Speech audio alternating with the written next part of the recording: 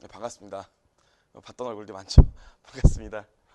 드디어 중급회계 시작이고요. 2019년 대비 중급회계예요. 우리 2018년에 개정되는 내용이랑 2019년에 개정되는 내용이 다르기 때문에 그 2019년에 시험 보시는 분은 요걸로 하셔야 돼요. 요걸로. 자, 보시면 일단 강사 소개인데요. 국민회계사 정윤돈이고요. 제가 이 학원에서 재무회계 메인 강사 맡고 있고요. 회계 원리부터 기본반, 객관식반, 심화반, 그 다음에 동차반, 유예 1기, 유예 2기, 유예 3기까지 다 맡고 있고요. 앞으로도 계속 그럴 거기 때문에 제 수업 들으시면 되고요. 뭐 중간에 뭐 강사가 바뀌거나 그런 일은 없습니다. 제 학원이기 때문에 그렇고요. 그 다음에 저희 수업을 들으시다 보면 궁금하신 게 있는데 일단 오프라인 학생들은 저한테 쉬는 시간에 물어보셔도 되고 그 다음에 뭐 끝나고 오프라인은 따로 제가 핸드폰 번호를 가르쳐 드리니까 저한테 연락을 해주시면 되는데 이 온라인은 제가 저번에도 한번 얘기했지만 제가 동영상이 한 300개는 아니더라도 한 달에 한 200개 정도 나가기 때문에 이 문자로 오면 진짜 많을 때는 한 주에 막 진짜 한 20개, 50개 정도 올 때도 있어요. 그럼 제가 그걸 보고 바로바로 못 하거든요. 운전 중이거나 수업할 때. 그럼 흔히 말하는 카톡 일십이 되기 때문에 제 핸드폰 번호는 안 가르쳐 드리고요. 강사 상담 게시판이 저희 학원 홈페이지에 있어요. 그 학원 들어가서 제 얼굴 딱 클릭하시면 제가 나오거든요. 그래서 여기 상담하기 누르면 글 쓸 수 있으니까 여기 글 쓰시면 저한테 문자가 와요. 그다음에 제가 이틀 이상 답변 안 하면 학원 홈페이지에서 저한테 계속 문자가 와요. 그러니까 여기를 좀 이용해 주셨으면 좋겠어요. 저한테 궁금한 게 있으시면요. 자, 여기까지 말씀드렸고요. 그 다음에 우리 중급회계 교재랑 IFRS 개정으로 좀 바로 넘어갈게요. 첫 번째로 중급회계가 2018년 1월 1일부터 시행되는 개정사항이 두 가지가 있어요. 저번에도 말씀드렸지만 기준서 제 1109호 금융상품 요게 개정돼서 올해 시험부터는 나오죠. 그 다음에 1115호 고객과의 계약에 생기는 수익 요것도 개정돼서요. 올해부터 시험에는 반영이 돼요. 올해부터요.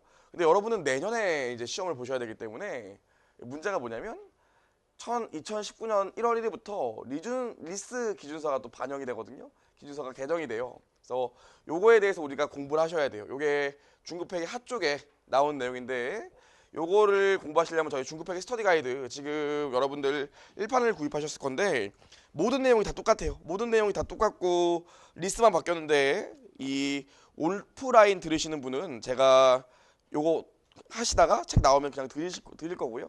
드릴 거고요. 한 3주 정도 있으면 나올 거예요. 드릴 거고요. 온라인 들으시는 분은 요거 사시고 계정 추록을 제가 올려놓을 거기 때문에 무료로 올려놓을 거기 때문에 계정 추록을 보셔도 되고요. 아니면 조금 기다렸다가 3주 후에 2판 사셔도 돼요. 그렇죠? 그러니까 그렇게 진행을 하시면 되니까 걱정하지 마시고요. 이 중급회계 스터디 가이드는 제가 직접 쓴 책인데 전성일 교수님이랑 같이 좀 쓴 책인데 이 제일 수험서스러운 책이에요. 보시면 아시겠지만 뭐 장황한 말, 서술 뭐 이런 거 하나도 없어요. 다 기준서 문구고요. 이 책에 그 말로 나와 있는 것들은 다 시험에 나왔어요. 그러니까 가장 수험서다운 책을 만들려고 했으니까 보시면 될 것 같고요. 이번에 2판 나옵니다. 보시면 될 것 같아요. 실제로 일부 대학교는 이 책으로 대학교 수업도 하고 있어요. 그래서 보시면 될 것 같고요. 수업 준비물이 있는데 다 아시겠지만 계산기 사셔야 돼요. 계산기 요거 카시오 원래자리 회계 원리 때도 얘기했으니까 얘기 안 해도 될 것 같고 두 번째로 연습장을 반드시 이제 갖고 오셔야 돼요. 이 중급 회계부터는 저희가 1회, 2회 끝나고 3회부터는 매 시간 끝나고 나면 전 시간 수업했던 걸 퀴즈를 봐요. 제가 걷어가고요. 걷어가진 않더라도 걷어간다. 걷어가고 여러분들 그 어떻게 쓰는지 다 볼 거예요. 그래서 쓰는 연습을 하셔야 되기 때문에 웬간하면 저기 학원에 있는 2차 연습장 꼭 사셔야 돼요. 그렇죠?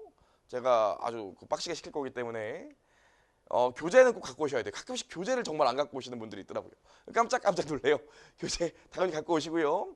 계산기도 꼭 사셔야 돼요. 그 가끔씩 공학용 계산기 쓰시는 분이랑 핸드폰 계산기 쓰시는 분이 있는데 10억을 어떻게 핸드폰으로 쳐요. 그렇죠? 그 다음에 공학용 계산기는 이 계산이 좋긴 한데 빨리 좀 쓰기가 좀 어려운 것 같더라고요. 그래서 꼭 쌀집 계산기를 사셔야 돼요. 흔히 말하는 쌀집 계산기. 자, 여기까지 말씀드렸고요. 당부의 말씀, 이제 본격적으로 중급회계를 시작하니까 당부의 말씀 몇 가지 드릴게요. 첫 번째로 정말로 결석하면 안 돼요. 정말로. 이 회계 원리도 결석하면 안 됐지만 중급회계도 결석하면 안 돼요. 특히 이 중급회계랑 세법이랑 여타 다른 과목이랑 차이가 뭐냐면 특히 이 중급회계의 차이는 앞에 안 들으면 뒤에가 당연히 이해가 안 돼요. 이 논리적인 학문이기 때문에 저희가 배우는 건 앞쪽 논리가 이해가 안 되면 뒤쪽 논리는 당연히 이해가 안 돼요. 정말 당연히 이해가 안 돼요. 그렇죠? 그래서 결석하고 복습 동영상 못 들었는데 와서 내가 수업을 들으면 이해할 수 있을까? 불가능이에요.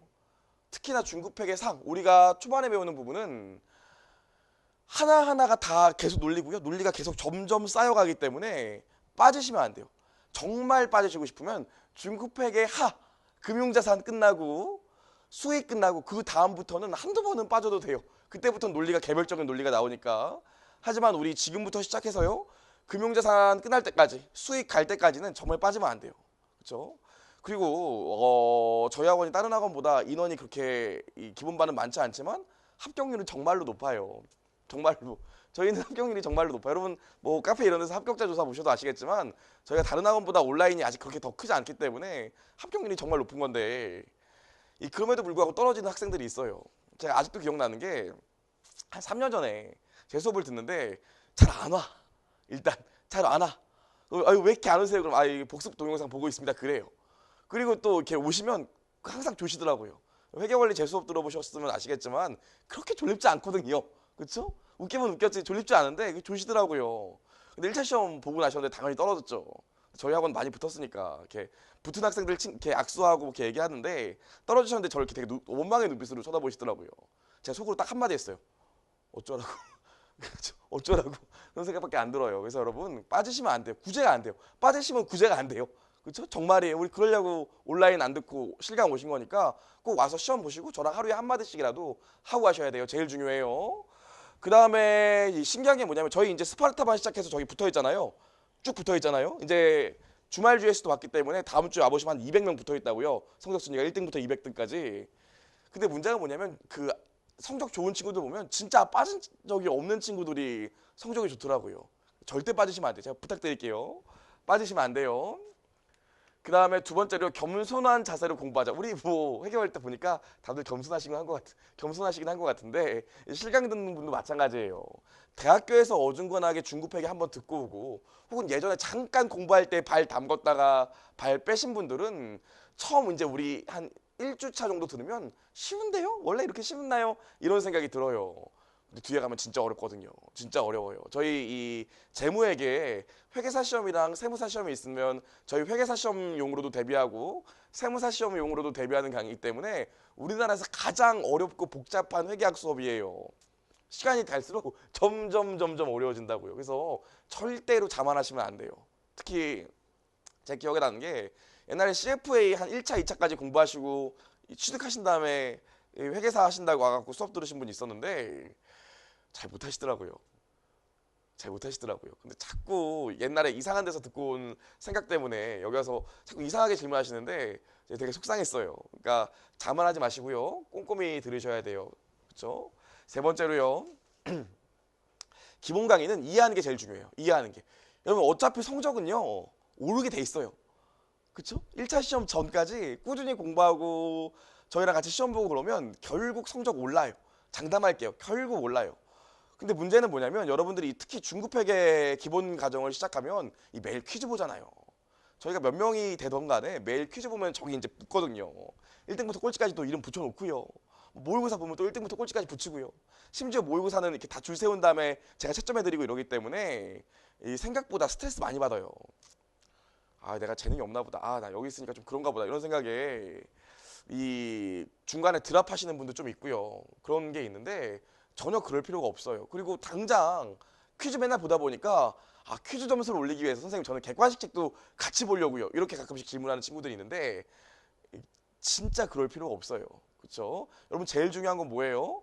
수업 듣고 나서 제 책에 있는 내용을 옆에 친구한테 설명할 수 있으면 돼요. 그렇죠? 그리고 우리가 회계 처리 어떤 회계 처리들, 어떤 기준들을 배우면 이 기준과 이 회계 처리들이 왜 이렇게 되는지를 내가 설명할 수 있고 생각해야 돼요. 그렇죠? 우리 기본 강의부터 그냥 무조건 외워서 풀겠어. 이런 생각으로 가면 절대 성적이 안 올라요. 아시겠죠? 그러니까 우리의 목표는 뭐? 이 책에 있는 내용을 100%다 이해할 수 있으면 돼요. 100%. 그걸 목적으로 합시다. 당장 퀴즈 점수가 높고 낮고는 그렇게 중요하지 않아요. 자, 네 번째로 회계는 손으로 푸는 거예요. 손으로 푸는 거. 우리 저번 마지막 시간에 회계 원리 시험 봤잖아요. 여러분 푸는 거 봤더니 잘하는 분도 있고 못하는 분도 있더라고요. 그쵸?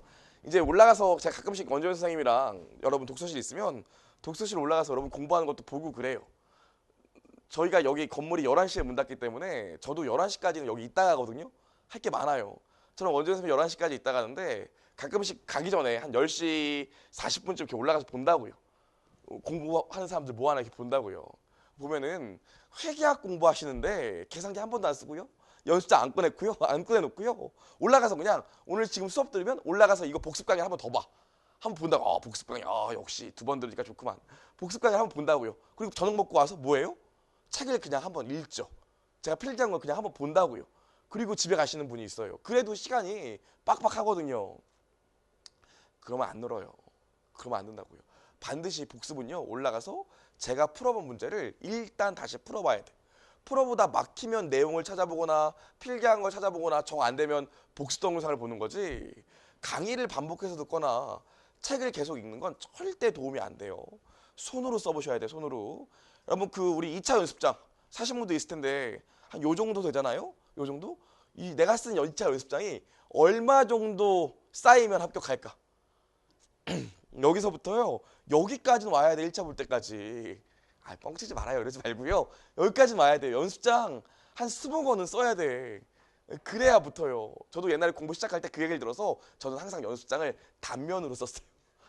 뒷면도 쓸 수 있지만 단면으로 썼죠.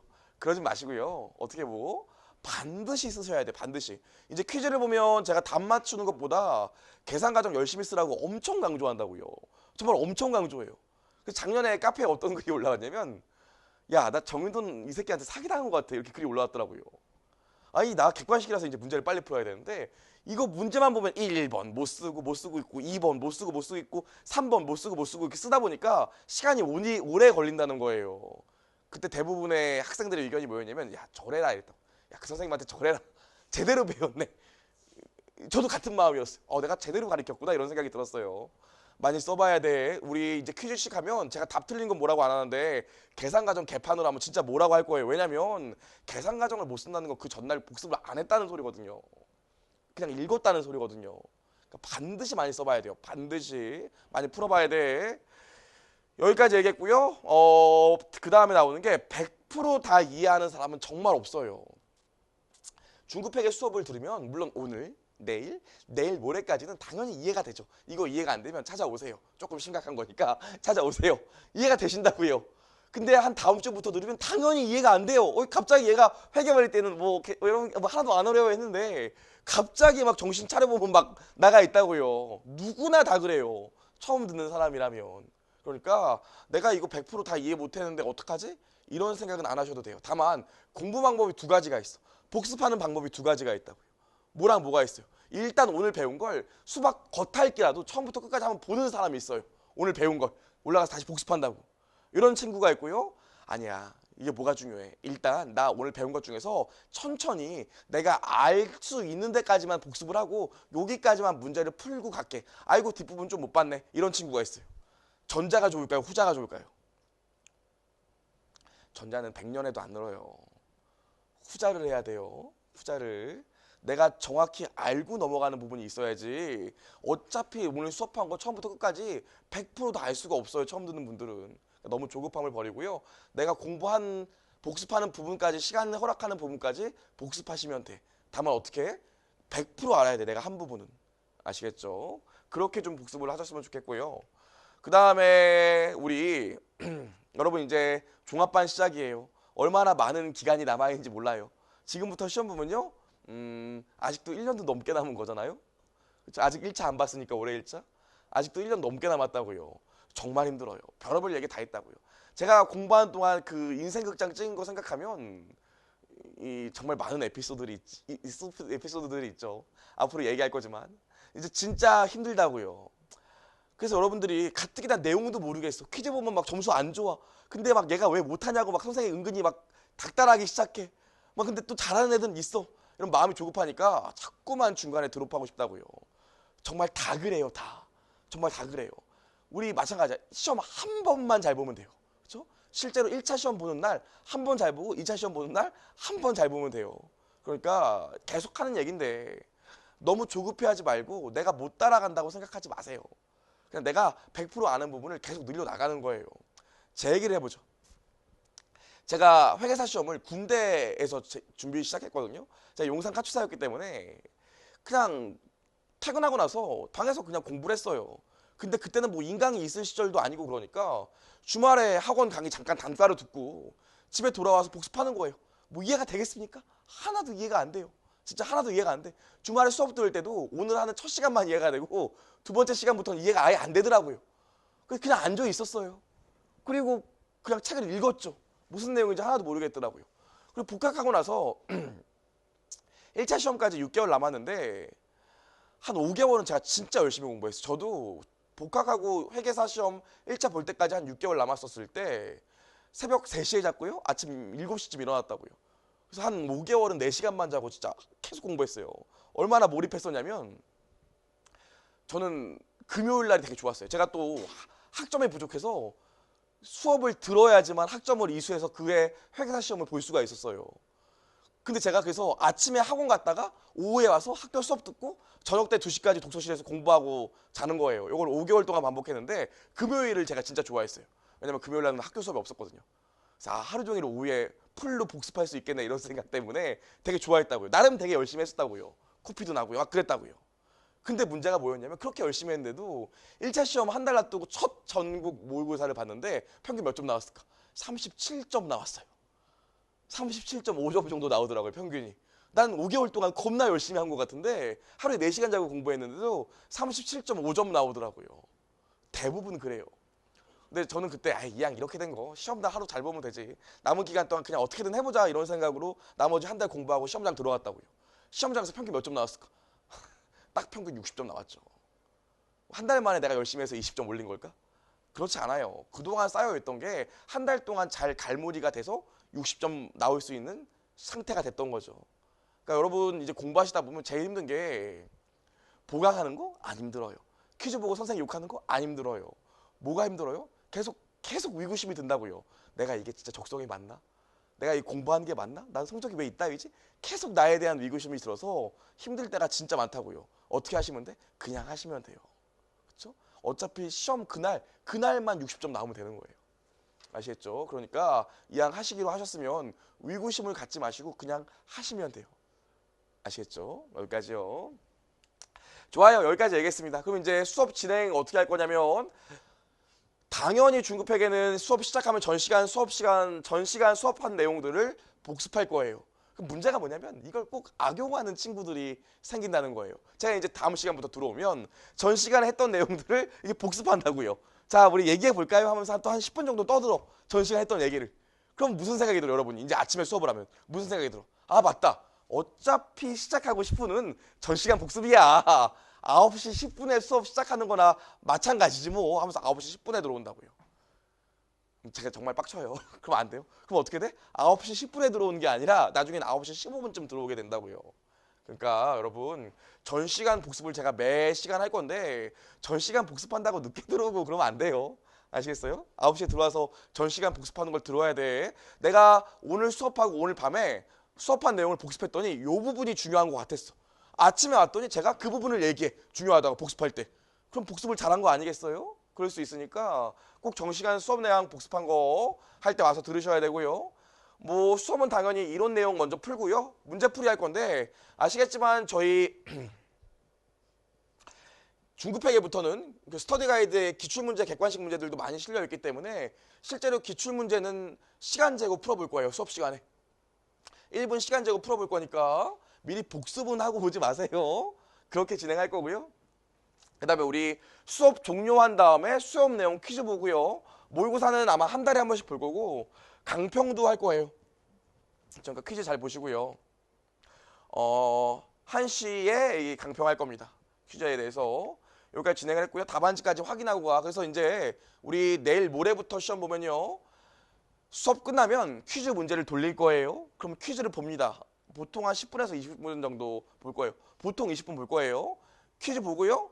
제가 이제 그만하라 그러고 다 불러줄 거야. 그럼 여러분 채점하고 제가 퀴즈 본 내용 중에서 몇 개는 풀어줄 거예요. 강평으로 풀어줄 거예요. 그리고 이제 자 갖고 오세요 그러면 이렇게 쭉 나와서 이쪽으로 쭉 나와서 저한테 본인 쓴 답안지를 주고 가면 돼요. 그럼 제가 그거 보면서 왜 이렇게 쓰레기 같나요? 얘기도 하고요. 오 잘했는데요? 얘기하고요. 그거 걷어가지고 여기 학원에 드리면 학원에서 점수 집계내서 벽에 붙여놓을 거예요. 여러분 등수를. 누적으로 등수를 붙일 거기 때문에 이런 식으로 계속 운용을 할 겁니다. 열심히 해주셔야 돼요. 그렇죠? 여기까지요. 자 여기까지 얘기했는데 하나만 얘기할게요. 하나만. 이 저희 학원 같은 경우에 지금 보시면 아시겠지만 기본반이 사람이 제일 적고요. 올라갈수록 사람이 제일 많다고 그랬잖아요. 주말에 와보셨나요? 되게 많아요. 2차 반도 되게 많고요. 근데 제가 드리고 싶은 말씀이 뭐냐면 점점 사람이 많아져요. 지금 학원 광고하려고 하는 얘기가 아니라 정말 좋은 기회라는 거예요. 정말 좋은 기회라는 거예요. 우리 사람 그 다른 학원보다 지금 그렇게 많지 않을 때 궁금한 게 있으면 저한테 찾아와서 물어보고요. 이제 우리 스터디도 진행할 거니까 스터디하면서 좀 써보고 이런 시간을 많이 가질 거예요. 그러니까 좀 여러분도 저도 적극적으로 임하거든요. 아무래도 객관식 때 사람이 많아지고 뭐 스파르타 때 사람이 많아지더라도 기본반 학생들이 그래도 제일 정이 많이 가요. 제일 오래 보니까 안 그럴 수가 없어요. 그렇죠? 그러니까 여러분도 좀 적극적으로 이제 수업하실 때 적극적으로 좀 임해 주셨으면 좋겠어요. 물어본 싶은 거 있으면 와서 바로 물어보고요. 아시겠죠? 제가 수업 시간에 물어보면 대답 좀 하고요. 이제 회계 원리가 아니기 때문에 뭐 이렇게 물어봤는데 하하하 이러면 제가 뭐라고 그럴 거예요. 뭐예요? 하면서 뭐라고 그럴 거예요. 제가 지목하면요 꼭 얘기하세요.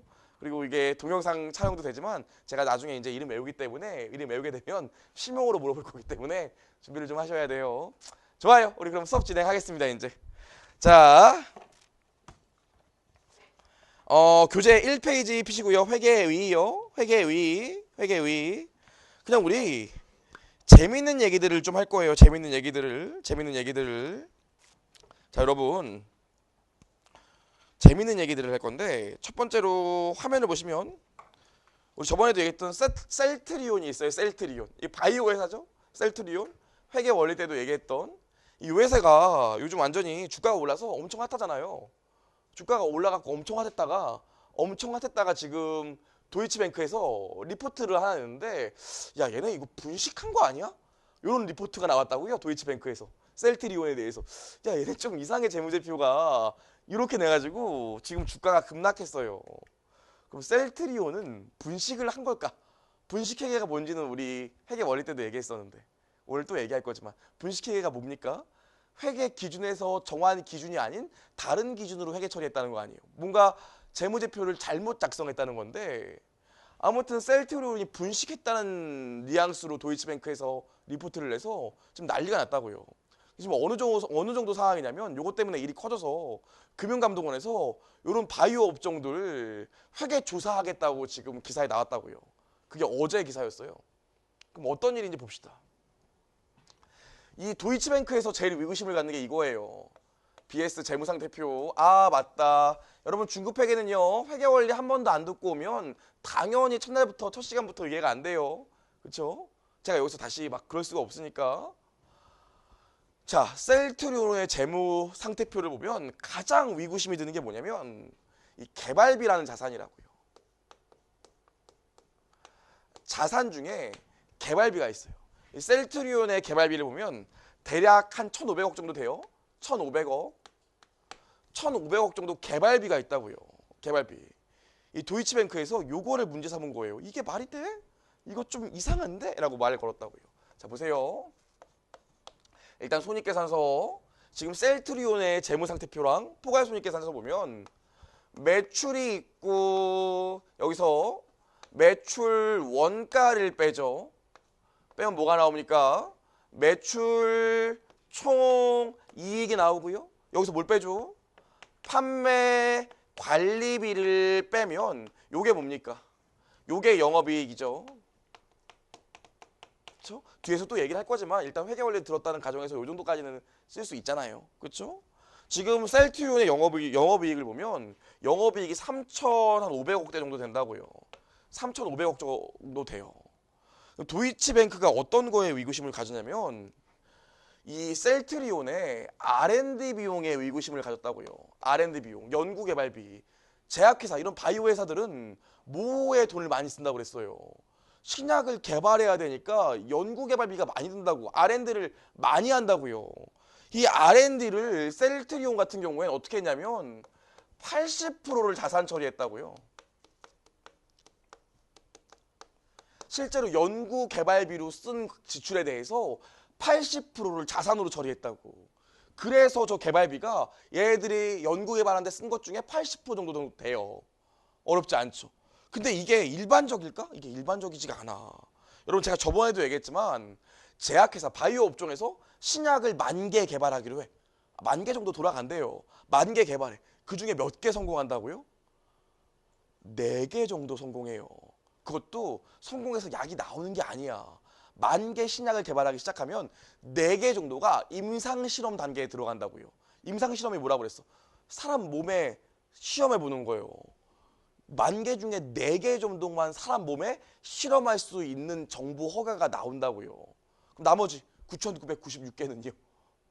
그건 다 엎어지는 거예요. 이해할 수 있겠죠. 그래서 이 해외 같은 경우엔 이 개발비에 대해서 해외 같은 경우엔 해외는 어떻게 될까? 해외에서는 이 개발비 어떻게 처리할까? 얘는요, 시제품까지 나오면 요 시제품이 나오는 단계가 되면 그때부터만 자산으로 잡는다고요. 시제품이 뭐야? 내가 임상까지 통과해서 약이 만들어지기 직전이야. 그래서 알약 형태로 한번 만들어 본다고요. 그게 시제품이에요. 시험 삼아 만들어 본 제품. 그렇죠? 그럼 이게 제품이 만들어졌기 때문에 이제 진짜로 조금만 있으면 약이 나온다고요. 임상 실험도 다 통과했어. 사람 몸에 약 넣는 것도 다 통과했다고. 요 시제품 단계에 들어갔을 때부터의 지출들만 자산으로 잡아요. 어렵지 않죠. 거의 다 완성됐을 때만 자산으로 잡지 그 이전까지는 다 비용 처리한다고. 해외 같은 경우엔. 어렵지 않죠. 그 다음에 우리나라 제약회사 빅3. 우리나라 제약회사에 빅3가 있어요. 뭐 회사 이름은 얘기 안 할게요. 빅3가 있다고요. 얘네는 어떻게 할까? 얘네는 일반적으로 임상실험 3단계에 돌입한 애들만 자산으로 잡아줘요. 사람 몸에 주사하는 것도, 이게 사람 몸에 한번 넣어보는 것도 정부의 허가가 나와야 되고, 사람 몸에 넣어보는 데까지도 10,000개 중에 4개 정도만 성공하는데, 사람 몸에 넣어보는 단계가 1단계, 2단계, 3단계 있다고요. 3단계까지 끝나야 이제 약을 만들 수 있어. 근데 3단계가 거의 완료됐을 때 자산으로 잡는다고요. 어렵지 않지. 그러니까 거의 안 잡는다고 보면 돼요. 거의 안 잡는다고. 근데 셀트리온 이런 바이오 회사들, 스타트업 회사들 같은 경우에 뭐가 문제야? 이런 비용들을 얘네들이 이렇게 잡는데 얘네들은 그냥 처음부터 80%를 자산 잡아버린다고요. 아직 임상도 안 들어갔어. 연구 단계에 있는데 그냥 80%를 자산 잡아버려요. 어렵지 않죠. 여기까지 나왔다고. 그래서 실제로 셀트리온이 뭐라고 그랬냐면, 야 이거 말이 안 돼. 내가 볼 때 니네 영업이익 3,500억이라고 그러는데 나는 이렇게 보지 않아. 이거 다 비용 처리해야 돼. 도이치뱅크가 볼 때는. 그래서 여기 1,500억 줄여서 2,000억 보는 게 맞는 것 같아. 니네 이거 분식회계 아니야? 잘못 재무제표를 작성한 거 아니야? 이렇게 얘기했다고요. 그래서 요즘 이게 자꾸 화두가 돼. 여러분 삼성이 지금 밀고 있는 2가지가 뭐예요? 아 모르시나? 여전히 뭐 반도체를 밀고 있고요. 하나 더 밀고 있는 게 있어요. 바이오 밀고 있다고요. 삼성의 계열사 보면 바이오 이런 거 비슷한 회사가 하나 있어요. 근데 그 회사도 요게 문제가 됐었다고요. 그래서 요즘 이게 자꾸 심각해지기 때문에 어제 금융감독원에서 야 니네 바이오 회사들 요거 개발비 잡은 거 내가 한번 직접 가서 본다 라고 지금 공지 띄워놓은 상태라고요. 어렵지 않죠. 여기까지 얘기했어요. 자 그럼 셀트리온이 분식한 게 맞을까? 다른 회사는 다 이렇게 하는데 얘네 이렇게 했으니까 분식한 게 맞을까? 여러 가지 여건을 살펴봐야 되는데 이 바이오 회사 같은 경우에는 처음에 연구개발을 쓴 거를 다 비용 처리하면 안 되는 이유가 사실 있어. 정책적으로 정부에서 그냥 묵인해주는 이유도 있다고요. 왜 그래? 아 지금 정부에서 바이오 사업을 밀고 싶다고. 근데 바이오 이런 벤처 바이오 회사들 같은 경우에 이제 시작하는 회사들 같은 경우에는 내가 R&D에 쓴 비용들을 다 지출들을 다 비용 처리하면 뭐가 문제가 생겨요? 계속 손실이 마이너스라고요. 이 회사 번 돈이 계속 마이너스라고.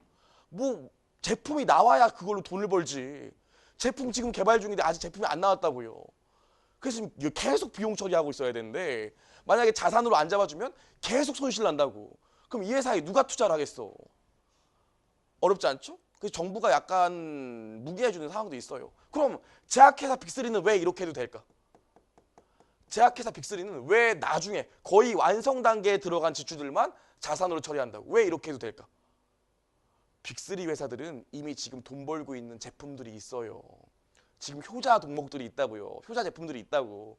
거기서 돈 나오고 있기 때문에 연구개발비 비용 처리해도 괜찮아. 이익이 나오거든.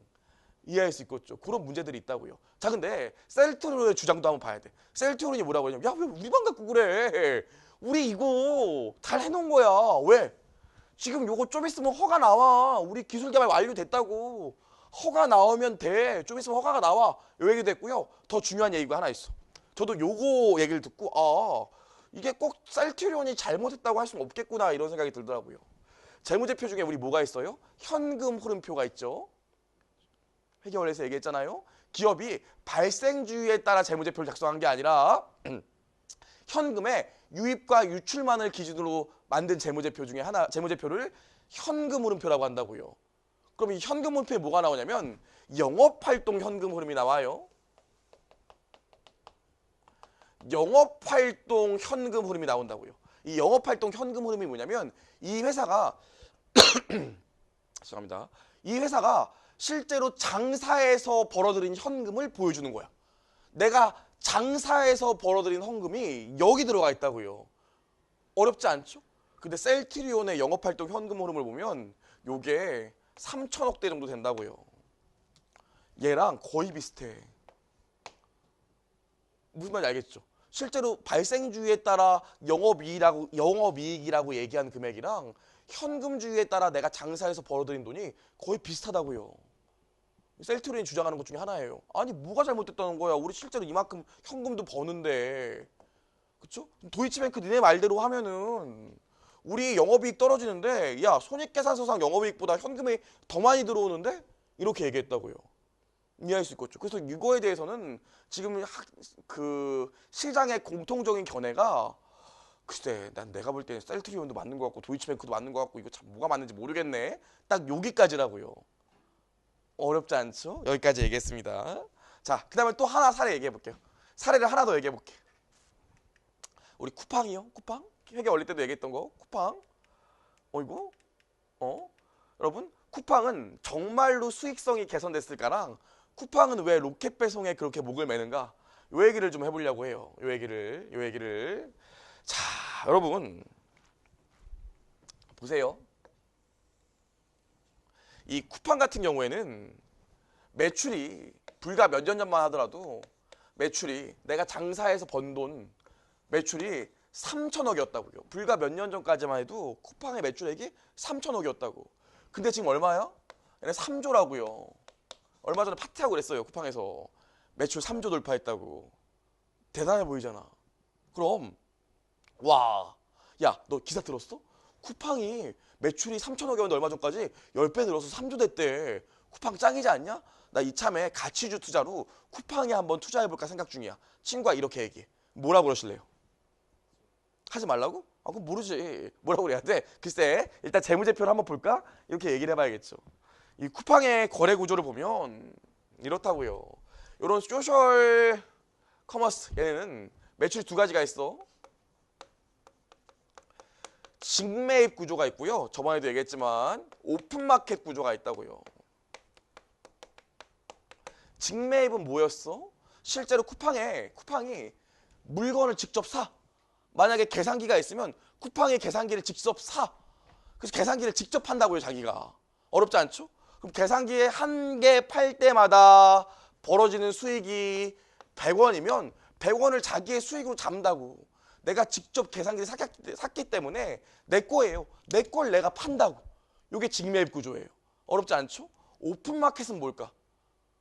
오픈마켓은 야, 우리 사이트에 들어와서 물건 팔아. 네가 자판 깔아줄게. 네가 들어와서 팔아.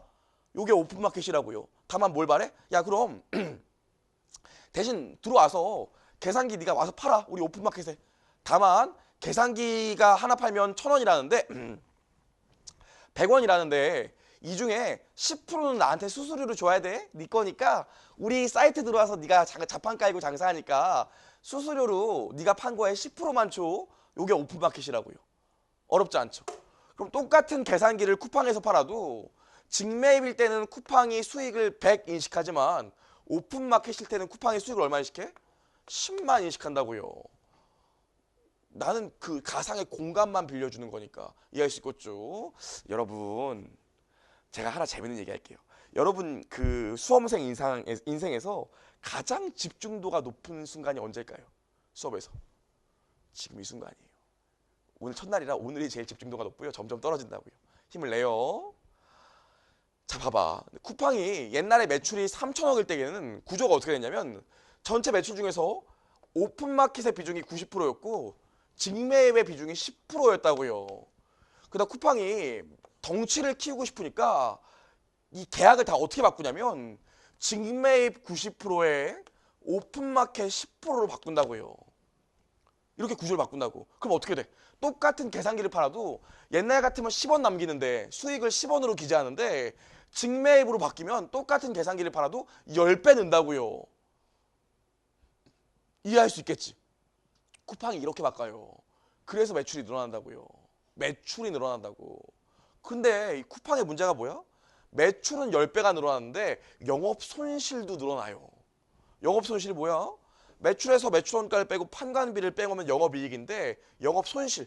내가 장사해서 번 이익이 손실이 난다고요. 매출이 10배 늘었는데 쿠팡은 영업 손실이 나. 왜 영업 손실이 날까? 왜? 봐봐요. 이렇게 팔게 되면 가장 치명적인 문제가 뭐야?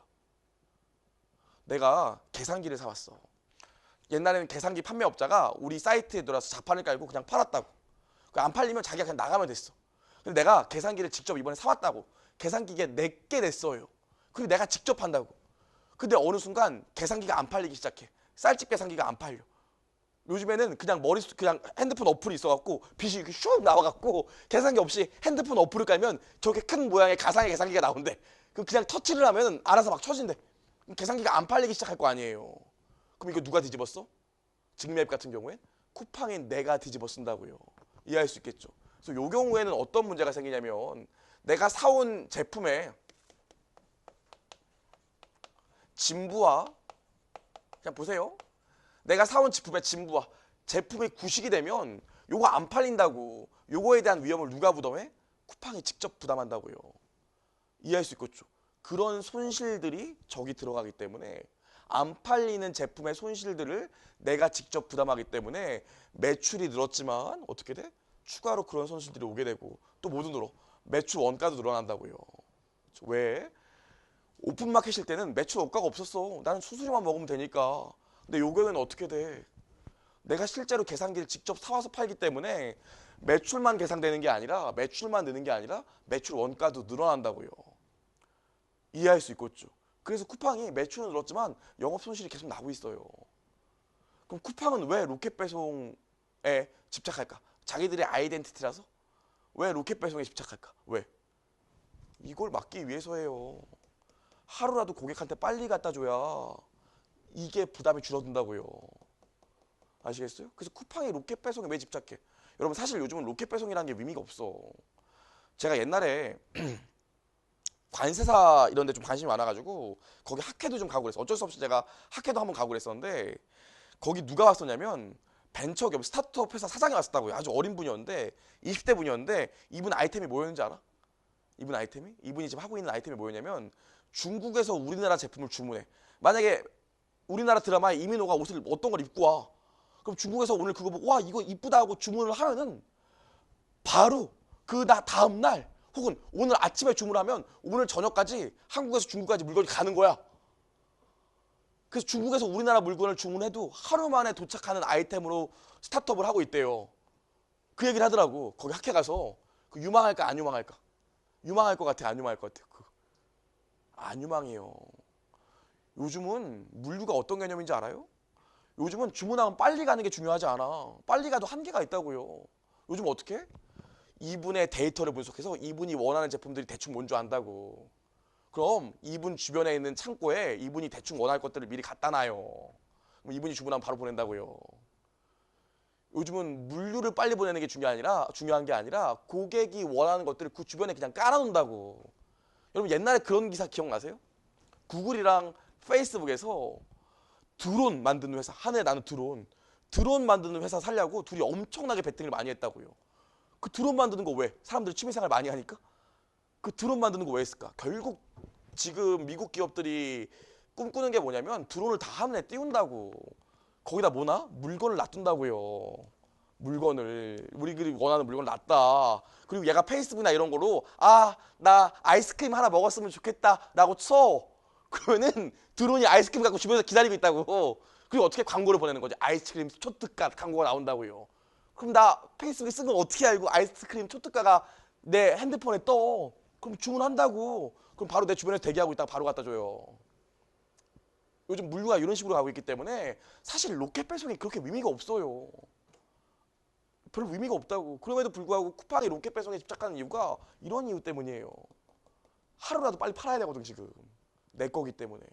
아시겠어요? 이런 이유가 있다고요. 자, 여러분 이게 회계예요. 이게 회계라고. 자, 봐봐. 회계가 뭔지 얘기해 볼게요. 자, 어떤 기업이 있습니다. 어떤 기업이 있어요. 요 기업을 두고 누가 있냐면 기업이 자금이 필요하니까 채권자한테 돈을 빌려요. 야, 돈 좀 빌려줘 하면서 채권자한테 돈을 빌린다고. 그럼 채권자는 왜 기업한테 돈을 빌려줘요? 이자 받으려고요. 그쵸? 그 다음 또 모두해. 야, 나 우리 회사 진짜 좋은 회사거든? 투자 좀 해줘. 투자를 한다고요. 투자자. 그럼 투자자는 왜 이 기업한테 투자해? 뭐 여러분 알고 있는 주주죠, 주주. 그쵸? 주주. 왜 투자해? 주주라고 칠까요? 여러분 이해하기 쉽게? 주주. 주주는 왜 투자해? 요 회사에서 배당을 받거나 혹은 내가 요 회사의 주식을 갖고 있다가 주가가 오르면 내가 팔아버리려고. 그리고 뭐 매매 차익을 누릴 목적으로 이 회사한테 돈을 준다고요. 기업이 이런 사람들한테 자금을 조달받아요. 파이낸싱 받는다고. 그럼 문제가 뭡니까? 이 사람들의 문제가 뭐야? 이 사람들의 문제가 뭡니까? 돈이 맨수죠. 돈이 맨수지. 내가 그냥 아무 때나 다 투자하면 되는데 돈이 없다고. 내가 한정된 자원을 갖고 있기 때문에 실제로 투자할 때도 의사결정을 해야 돼. 나 돈이 얼마 없는데 이거 비트코인에 투자해야 돼, 쿠팡에 투자해야 돼, 지금 셀트리온 지금 분식회계라는데 투자해야 돼 말아야 돼. 고민이 계속 된다고요. 어렵지 않죠? 당장 봐봐. 내 친구가 셀트리온 돈 벌었대. 나 원래 오늘 장 오픈하면 살려고 그랬어. 근데 기사 봤더니 셀트리온 치니까 지금 분식회계 나온다고요. 사야 돼 말아야 돼 이런 생각이 든다고요. 그렇죠? 그래서 한정된 자원을 갖고 우리 뭐 해야 돼? 한정된 자원을 갖고 투자할지 말지를 의사결정해야 된다고요. 의사결정을 해야 돼 일단. 근데 의사결정하려면 뭐가 필요해? 뭘 알아야 투자할 거 아닙니까? 제가 지금 얘기했잖아. 내 친구가 저번 달에 셀트리온 돈 엄청 벌었대. 그래서 나도 주말에 고민하다가 결심했어. 셀트리온 주식 사려고. 사기 전에 마지막으로 셀트리온 네이버에 쳐봤더니 분식회계 또. 그럼 고민될 거 아니에요. 이거 무슨 일이야 이거. 어떻게 되는 거야? 고민될 거 아닙니까? 그럼 이 기업들은 저러한 경제적 사건에 대해서 지금 경제적 사건이 발생했잖아. 지금 우리는 R&D 비용을 자산 처리하는데 이거에 대해서 정보 이용자들이 지금 궁금해. 니네 잘못한 거 아니야? 궁금해하고. 쿠팡도 야 니네 매출이 늘었는데 영업이익은 왜 떨어지고 있어? 니네 그리고 내가 볼 때 로켓 배송은 장기적으로 중요한 게 아닌데 왜 자꾸 로켓 배송에 집착해? 궁금하다고요. 그런 경제적 사건에 대해서 누가 얘기를 해줘야 돼? 경영자가 책임을 지고 얘기해줘야 된다고요. 그래서 이러한 경제적 사항에 대해서 정보 이용자들한테 특정 경제적 사건을 식별하고 측정해서 전달하는 요 과정을 뭐라고 그래? 요걸 회계라고 하죠. 어렵지 않죠? 그래서 우리가 셀트리온 경영자는 뭐라고 그러겠어? 아니에요. 저희 분식 아니에요. 영업할 때 현금으로 보세요. 영업이익이랑 비슷비슷하다고요. 저희 그리고 조금 있으면 신약이 개발돼요. 저희 분식회계 아니에요. 저희를 믿어주세요. 그럼 정보 이용자가 보고 그래? 그럼 주식 사야겠네 라고 얘기한다고. 요 과정이 회계예요. 그렇죠? 아우 저희 쿠팡 막 주문해서는 아니에요. 지금 사실 이런 방법 때문에 매출이 는 거지 영업 손실 계속 나고요. 저도 답답해 죽겠어요. 이렇게 재무제표 보인다고요. 그럼 아이고 투자하지 말아야겠네. 요 과정이 회계라고요. 그래서 회계를 다른 말로 뭐라 그래요? 회계를. 회계의 가장 큰 특징이 뭐예요? 회계는 정보의 제공이에요. 정보의 제공. 왜 정보를 제공해? 이러한 사람들이 한정된 자원을 갖고 있기 때문에 경제적으로 유용한 의사결정을 할 수 경제적으로 합리적인 의사결정을 할 수 있도록 회계를 통해서 유용한 정보를 전달해야 된다고요. 어렵지 않죠? 이게 회계야. 그래서 회계가 제공하는 건 뭐? 정보 제공이에요. 회계는 뭐? 정보 제공. 그럼 이런 사람들을 우리가 뭐라 그래? 채권자나 주주를 뭐라 그래요? 회계 원리 때도 배운 거죠. 정보 이용자라고 합니다. 자, 제가 앞으로 이런 얘기 진짜 많이 할 거예요. 어떤 특정 회계 처리를 가리키면서 이렇게 얘기해. 이렇게 표시하는 것보다 이렇게 표시하는 게 정보 이용자한테 더 많은 정보를 제공하겠죠. 제가 이런 얘기를 랩하듯 할 거라고요, 맨날. 그쵸? 왜? 회계라는 게 정보 이용자의 의사결정에 도움을 줄 수 있는 유용한 정보를 제공하는 거기 때문에 결국 요 회계 처리 이런 것들도 이렇게 처리하지 않고 이렇게 처리하는 이유, 이렇게 처리하지 않고 이렇게 처리하는 이유들이 다 뭐 때문이야? 더 좋은 정보를 제공하기 위해서예요. 이해할 수 있겠죠? 앞으로 계속 이런 얘기를 할 거예요. 좋아요. 여기까지 얘기했습니다. 그래서 우리 보시면 회계의 위의를 보면 회계란 정보 이용자가 합리적인 판단이나 의사결정을 할 수 있도록 기업 실체에 관한 유용한 경제적 정보를 식별, 측정, 전달하는 과정이다. 회계의 정의는 회계 원리 때 봤던 거고요. 그럼 하나만 또 얘기해 볼게요. 하나만. 자, 하나만. 여러분, 하나만. 계속 가보자. 계속. 절 봐요. 실제로 여러분, 이런 것만 있는 게 아니야. 만약에 제가 이런 얘기를 한번 해볼게요. 이런 얘기를.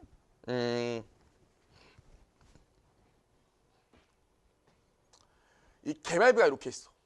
근데 이 개발비는 나중에 어떻게 될 위험도 사실 있어. 어떻게 될 위험도? 개발비 잘 사놨지만 중간에 엎어질 가능성이 있다고요. 임상실험 사람한테 넣었더니 사람이 갑자기 막 우와 하면서 막 필토하고 죽어. 그럼 다 취소된다고요. 그럼 이 자산은 나중에 어떻게 될 위험성도 있어요. 이 자산이 가치를 다 잃을 가능성도 있다고. 내가 자산으로 잡아놔서 이 약 개발된다고 그랬는데 임상시험 단계에서 실패해가지고 다 엎어지는 경우가 허다하다고요. 그럼 엎어지게 되면 어떻게 돼? 자산이 없어지기 때문에 자산이 없어진 것만큼 손상차손이라는 비용으로 들어가게 된다고요. 어렵지 않죠? 그렇죠? 나중에 배울 거지만 이게 없어지게 되면 이게 다 엎어지게 되면 자산이 없어지면서 손익계산서의 비용으로 잡힌다고. 그럼 여러분 셀트리온 같은 경우엔 재무제표에서 가장 큰 문제가 뭐야? 사실 이거 하나 해결되면 다 해결되는 거고 가장 큰 리스크가 뭐야? 도이치뱅크가 제일 걱정하는 게 뭡니까? 개발 단계에서 엎어질까 봐 그러는 거예요. 엎어지면 어떻게 돼? 엎어지면 자산이 없어지면서 여기에 비용이 1,500억 꽂힌다고요. 아시겠어요? 그럼 셀트리온 같은 경우에 재무제표 보면 알 수 있어. 야, 얘네 개발비 요거 개발 못 시키면은 나중에 큰일 날 수도 있겠다 이런 생각이 든다고요. 어렵지 않지? 자, 쿠팡도 마찬가지야. 만약에 이런 경우가 있어. 자, 봐봐. 지금 내가 요 구조까지만 얘기했는데 이런 구조인 거 알고 봤더니 봐봐. 재무상태표를 봤는데 쿠팡의 재무상태표를 봤는데 재고자산이 있어. 회계 원리 배웠었으면 재고자산 여기까지는 무슨 얘기인지 알아들어야 돼요. 회계 원리 2만 원에 팔고 있습니다. 자, 그래요? 자, 그럼 베스트셀링 그 제품입니다. 지금 보시면 재고자산이 있어. 쿠팡의 전체 자산이 100이래. 근데 그 중에서 쿠팡의 재고자산이 60이래. 재무제표를 봤더니 전체 자산 중에서 전체 자산이 100인데 쿠팡의 재고자산이 60이래. 대충 어쩐 느낌 옵니까 지금? 요런 구조인 거 알고 있어. 근데 지금 자산이 60이래. 그 다음 년도 됐더니 쿠팡의 자산은 여전히 100인데 재고가 70이래. 무슨 생각 들어요? 무슨 생각이야? 쿠팡은 지읒대네 이런 생각이 들죠. 그렇죠? 안 팔리고 있다는 거야. 지금 내가 사왔는데. 그럼 조만간 뭐가 꽂히겠어요? 손익계산서에 뭐가 꽂히겠어? 재고자산이 진부화됐기 때문에 재고자산에 대한 평가에 따른 손실이 발생할 거라고요. 어렵지 않지? 그럼 조만간 이거 보고 나면 뭘 할 수 있어? 쿠팡의 향후 미래 실적이 점점 나빠지겠네 알 수 있겠네요. 어렵지 않죠? 그럼 언젠가는 쿠팡이 로켓 배송을 포기하고 직매 비교 구조를 다시 얘로 바꿔서 수익성 개선에 나설 수도 있겠죠. 근데 지금 쿠팡은 내부적으로는 이제 볼륨을 키우는 데 집중하고 있기 때문에 이 정도는 감수하겠다는 게 걔네들 지금 입장이에요. 아무튼 그렇다고. 제가 얘기하고 싶은 게 뭐냐면 기본적으로 우리 이 제공하는 회계 정보라는 건 우리가 제공하는 이 회계 정보라는 건 어떤 정보야? 기본적으로 양적인 정보예요. 그렇죠? 숫자를 보여주기 때문에 양적인 정보라고. 그다음 또 어떤 정보예요? 과거 정보예요. 이 재무제표라는 게 올해 얼마 숫자가 나왔으면 지금 바로 나오는 게 아니라 올해의 정보는 언제 나와? 올해 말에 나온다고요. 어렵지 않죠? 이런 정보들도 사실 어떤 정보야? 과거의 정보라고요. 그래서 여러분들이 생각하기에 회계 정보는 단순히 양적인 정보, 과거 정보만 있다고 생각하는데 그렇잖아. 우리 이거 보고 지금 뭐 추정했어? 뭐 추정했어? 쿠팡이 왜 로켓 배송에 집착하는지 그 이유도 알 수 있었고요. 셀투유나 쿠팡 같은 경우에 추후에 개발비가 취소됐을 때 손실이 발생할 수 있다는 거. 재고자산이 더 많이 쌓이게 되면 이런 문제 때문에 재고자산에서 발생하는 평가 손실이 나와서 이익이 더 안 좋아질 수 있다는 것도 우리가 판단할 수 있었잖아. 어렵지 않죠? 그래서 이 회계라는 건요. 단순히 양적이고 과거 지향적인 정보만 주는 게 아니라 질적이고 모두죠. 미래 지향적인 정보도 제공합니다. 그래서 우리 오답 유형으로 회계 정보는 양적이고 과거 정보만 제공한다 이러면 틀린 말이 돼요. 그래서 우리 4페이지의 셀프 스터디를 보면 4페이지의 셀프 스터디를 보면 뭐라고 나와 있습니까? 회계의 정의는 회계 정보를 경제적 정보로 간주하여 재무적 정보와 과거 정보뿐만 아니라 비재무적 정보와 미래 정보도 포함한다. 맞는 표현이라고요. 할 수 있겠죠? 여러분 저희 교재 설명을 잠깐만 하면 저희 교재에 셀프 스터디라고 나와 있는 부분이 있어요. 거기 들어가는 내용은 두 가지야. 둘 중에 하나라고. 하나, 기출 문구. 그쵸? 우리 OX 문제 나오잖아요. 기출 문제 보면 OX 문제. 그래서 기출 문제 나오는 문구를 실어놓거나 혹은 여러분들이 진짜 이해 못하는 걸 그냥 제가 쉽게 풀어놓은 부분들이 들어가 있어요. 그래서 셀프 스터디에 있는 내용들은 아주 중요한 내용들이에요. 실제로 우리 앞에서 배웠던 것들이 시험 문제 문구로 어떻게 표현되는지를 보여주니까 꼭 체크를 하셔야 돼. 좋아요. 그래서 지금 셀프 스터디 첫 번째로 회계 정보는 양적이고 과거 정보뿐만 아니라 미래적 정보, 그 다음에 질적인 정보도 제공한다는 거 아시면 될 것 같아요. 저기서 얘기하는 비재무적 정보라는 게 무슨 정보 얘기하는 거예요? 질적인 정보 얘기하는 거예요. 어렵지 않죠? 비재무적 정보라는 게 질적인 정보 얘기하는 겁니다. 좋아요. 여기까지요. 여러분 아이고 이제 쉬었으면 좋겠다 싶겠지만 6페이지까지 할 거예요. 아, 그 얘기 안 했구나. 회계 원리는 50분 하고 쉬지만 재무회계는요 1시간 반 하고 쉬어요. 그런 얘기 왜 안 했어요? 할게요. 계속 갈게요. 끊을 수가 없어. 자, 그럼 우리 회계의 정의까지 봤는데 우리는 지금 회계는 뭐라고? 정보를 제공하는 거. 그쵸? 저 경제적 사건을 식별, 측정, 전달하는 과정이 회계인데 더 쉽게 얘기하면 회계는 뭐? 정보를 제공하는 거. 근데 누구한테 정보를 제공한대요? 누구한테? 이 사람들한테 정보를 제공한다고요. 정보 이용자. 그래서 이제 우리 뭐 배울 거예요? 회계, 정보 이용자가 어떤 사람들이 있는지 정보 이용자들을 한번 배워볼게요. 정보 이용자들을. 자, 우리 페이지는 4페이지 보시면 되고요. 4페이지 저랑 회계 원리 복습하면서 정보 이용자들에 대한 얘기를 좀 해보죠. 지우고요.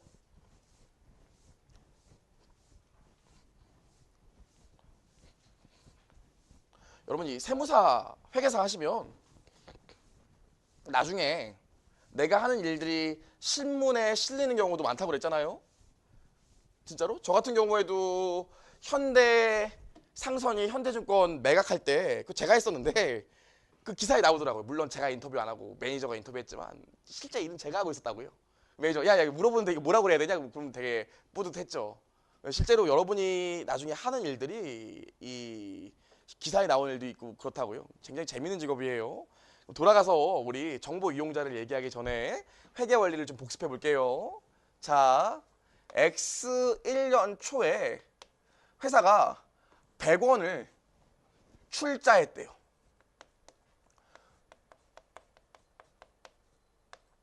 여기 쓸게요. X1년 초에 회사가 주주로부터 100원을 출자받았대. 요거 회계 처리 어떻게 합니까? 까먹었어요. 이러지 말고요. 어떻게 해? 사변에 현금이 100원 들어오죠.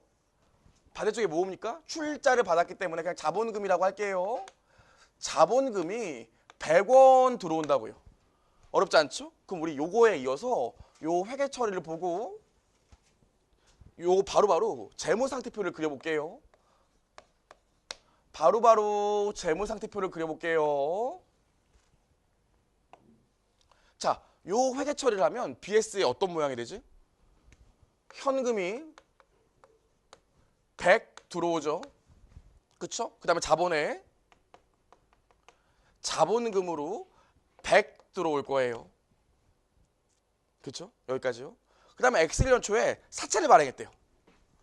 X1년 중에 100원의 사채를 발행했대요. 자, 요건 회계 처리 어떻게 됩니까? 사채 발행. 우리 배웠는데 표정이 왜 그래요? 배웠잖아요. 자, 이거 어떻게 됩니까? 역시나 또 현금이 100원 들어오죠. 100원 들어온다고요? 그럼 이건 어떻게 돼? 사채라고 기재하고요. 여기 100원 또 기재하겠죠. 어렵지 않죠? 회계할 때 했던 거니까. 그럼 이 BS가 어떻게 바뀌죠? BS가 재무상태표를 보면 현금이 추가로 100원 더 들어왔기 때문에 요게 200원으로 바뀌고요. 그쵸? 여기 뭐가 들어옵니까? 사채로 부채 쪽에 100원이 추가된다고요. 어렵지 않죠? 그럼 요 사채를 우리 회사의 사채를 취득한 애와 우리 회사의 주식을 사준 애들을 우리가 뭐라고 불러요? 얘네 둘을 투자자라고 부른다고요. 어렵지 않죠? 주식을 사주거나 사채를 취득해준 애들을 투자자라고 그래. 얘네들이 우리한테 돈을 줬다고요. 어렵지 않죠? 퀴즈. 여러분 투자자가 있는데요. 이 투자자는 어떤 투자자랑 어떤 투자자가 있죠? 제가 캐리어리 때도 얘기했잖아요. 지금 이 회사 주식에 들어가 있는 애들도 있지만 저처럼 계속 관찰만 하는 애들 있다고요. 조만간 타이밍이 되면 들어간다. 셀트리온 살까 말까 고민하다 분식회가 나와서 놀랐다는 사람 있잖아요. 저예요. 제가 원래 이번 주에 살려고 그랬거든요. 제가 이번 주에 또 거래처에서 돈 들어오는 게 있어갖고 이거 받아갖고 셀트리온 사야지 이러고 있었는데 어저께 보니까 기사가 뜨더라고요. 제가 어젯밤에 그래서 다시 또 재무제표 분석하느냐고 늦게 잤어요. 자, 볼게요. 일단 회계사는 주식할 때요 그냥 안 사요. 느낌으로 가야 되는데 사실 주식은 저희 회계사나 세무사들은 일단 분석하고 본다고요. 그럼 이미 주가는 올라가 있고요. 이미 늦었죠. 보통 그래요. 자, 그럼 어때?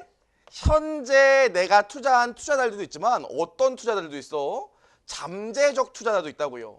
지금 아직 돈은 안 냈지만 내가 조만간 돈 늘려고 하는 애들도 있어요. 어렵지 않지? 여기까지 했어요. 계속 가볼게요. 이번에 뭐가 있냐면 요거 갖고도 돈이 부족해서 100원을 은행에서 차입했대요. 요걸로도 돈이 부족해서 100원을 은행에서 차입했대요. 요건 어떻게 될까요? 은행에서 돈을 빌려왔으니까 현금이 100원 들어오겠죠. 사채는 내가 직접 채권을 발행한 거고 은행에서 차입한 거, 은행에서 돈을 대출받아 온 거잖아요. 여기 계정 못 씁니까? 그쵸? 차입금이요. 그래서 여기 차입금으로 100원이 오게 될 거예요. 100원이. 자, 그럼 여기 회계 처리가 어떻게 바뀌어? 현금이 200원에서 300원으로 바뀌고 차입금이 들어옵니다. 여기 차입금이 들어온다고요. 부채 차입금이 100원 들어올 거예요. 어렵지 않지? 이렇게 우리 회사에 돈을 빌려준 애를 또 뭐라고 그래? 투자한 애랑은 다르지. 얘는 우리 회사 채권을 사준 거고 얘는 우리 회사 주식을 사준 거지만 얘는 대가 없이 빌려준 거라고요. 이런 애들 뭐라고 그래? 거기 나온 것처럼 대여자라고 합니다. 선생님, 요 대여자도 잠재적 투자자, 잠재적 대여자 따지나요? 나한테 돈을 잠재적으로 빌려주래? 말이 안 되잖아요. 대여자는 지금 현재 대여자만 얘기합니다. 어렵지 않죠? 여기까지요. 여러분 진짜 우리나라 최고의 중급회계 강의를 듣고 있어요. 중급회계 강의만큼 우리나라에서 제일 잘하는 것 같아요. 아직 안 유명해서 그렇지. 자, 볼게요. 자, 보시면 X1년 중에 또 어떤 거래가 있었나 봤더니 이번엔 100원의 기계장치를 기계라고 할까요? 기계라고 하지 말고 재고라고 하죠. 100원에 재고자산을 외상으로 구입했대요. 재고자산을 외상으로 구입했대. 나도 요거 매입으로 회계 처리해야 되는 거 알아요. 근데 그냥 재고라고 쓸게요. 재고 100원 들어오면서 외상으로 구입했으니까 뭐가 또? 매입 채무가 뜨겠죠. 그래서 여기 매입 채무가 100원 뜬다고요. 그럼 또 여기 어떻게 바뀌어? 자산에 재고자산 100원이 추가되면서 매입 채무가 뜨게 되겠죠. 매입 채무 100원. 나한테 매입 채무 받을 권리가 있는 이 매입 채무, 나한테 물건 파내는 나한테는 뭐가 돼요?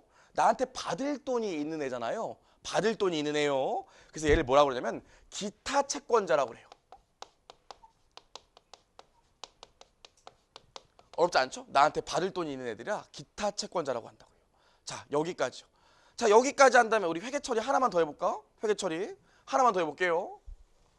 회사는 X1년 중에 100원의 기계장치를 현금으로 구입했대요. 어렵지 않지? 그 회계 처리가 어떻게 돼? 현금이 100원 나가면서요. 기계장치 100원 들어올 겁니다. 그쵸? 그럼 요 BS가 어떻게 바뀌어요? 내가 제일 좋아하는 거잖아. 어떻게 바뀌어? 요게 200원으로 바뀌고 요게 기계장치 100원으로 바뀌겠죠. 어렵지 않죠? 이게 일반적인 기업의 재무제표라고요. 그럼 여러분 보시면 아시겠지만 기업의 재무상태표를 보면 이쪽 차변, 대변이면 대변을 보면 뭘 할 수 있어요? 이 대변 사이드를 보면 뭘 할 수 있어? 뭘 할 수 있어요? 이게 여기 나온 것처럼 자금 조달한 거라고요.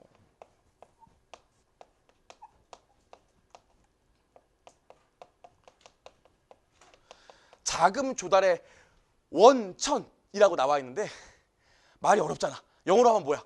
파이낸싱이에요. 자금 조달한 거라고요. 그래서 기업의 재무상태표에 대변 쪽을 보면 이런 사람들한테 이런 사유로 돈을 빌려왔다는 걸 알 수 있다고요.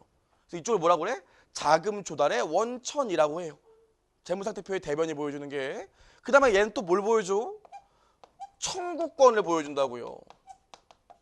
야, 너 나중에 돈 갚을 때 요런 애들한테 돈 갚고 주주한테 나중에 요 투자금을 반환해야 돼 보여주죠. 여러분 재무상태표에서 왜 이쪽에 부채를 쓰고 왜 이쪽에 자본을 쓸까? 자본을 여기다 쓰고 부채를 밑에 써도 되잖아. 근데 왜 부채를 여기다 쓸까? 내가 만약에 회사가 망한다고 하면 내가 갖고 있는 자산으로 여기서부터 갚기 시작한다고요. 아시겠어요? 그래서 부채를 위에 써주는 거예요. 그래서 자본을 다른 말로 뭐라고 그래? 후순이라고 얘기하죠. 아주 간단하게 얘기하면 여기까지 얘기했습니다. 자, 그럼 여기까지 얘기했고요. 기업이 이렇게 이런 사람들한테 파이낸싱, 자금을 조달받아서 뭐해? 투자를 한다고요. 투자를 해야 영업하니까. 그래서 영업해서 사온 게 뭐야 지금? 기계장치 사온 거예요. 요 기계장치로 앞으로 뭐 할까? 기계장치로 기계를 돌려서 재고자산이 더 늘어날 거라고요. 그럼 재고자산이 나중에 어떻게 된다고 그랬어? 요 재고자산을 팔면 뭐가 생겨? 매입 채무가 생기겠죠. 아, 매입 채무래. 매출 채권이 생기겠죠. 그쵸? 외상으로 판매를 하면은 매출 채권이 생기겠지? 그 다음 매출 채권이 어떻게 돼? 그게 나중에 매출 채권이 회수가 되면서 현금으로 들어온다고요. 그럼 그 현금을 어떻게 해? 그 현금을 채권자나 대여자나 기타 채권자한테 갚거나 남은 돈을 주주한테 배당한다고요. 어렵지 않죠? 그래서 이 재무상태표를 보면 기업이 자금을 어떻게 조달받고 어떻게 그 자금을 인베스팅, 투자해서 어떻게 오퍼레이팅, 영업하는지를 볼 수 있다고요. 어렵지 않죠? 그래서 재무상태표의 차변 쪽을 보면 뭘 할 수 있어? 경제적 자원이라고 하는데 그 회사의 경제적 자원의 운용 상태를 알 수 있어요. 어렵지 않죠? 아까 쿠팡도 봤잖아. 자산 100인데 그중에서 재고자산이 70이면 이거 위험한 회사라니까요. 어렵지 않죠? 여기까지. 자, 여기까지 얘기했어요. 그럼 여러분 지금 보면 그 회사의 재무상태표를 보면 대변 쪽에 이런 정보 이용자들이 있는 걸 알았어. 그럼 이 차변 쪽에는 어떤 정보 이용자들이 있을까? 아, 우리 회사 지금 현금 받은 거 200원 있는데 이걸 갖고 있을까? 아니면 기계장치를 더 살까? 아니면 재고자산을 좀 사올까? 이런 생각들이 든다고요. 그래서 이쪽을 보면 그 기업의 경제적 자원이나 자원의 운용 상태를 알 수 있는데 누가 이런 걸 주로 고민해? 누가? 경영자예요. 그래서 여기 누가 나와요? 경영자가 나온다고요. 경영자나 뭐 임원, 종업원 나오겠죠. 그래서 우리가 재무상태표만 봐도 그 회사에 이해관계자가 누가 있는지를 알 수 있어요. 근데 이 회사의 이해관계자, 다른 말로 정보 이용자가 얘들밖에 없나? 또 있는데 누가 있을까? 누가 있을까? 그렇지, 밖에 정부랑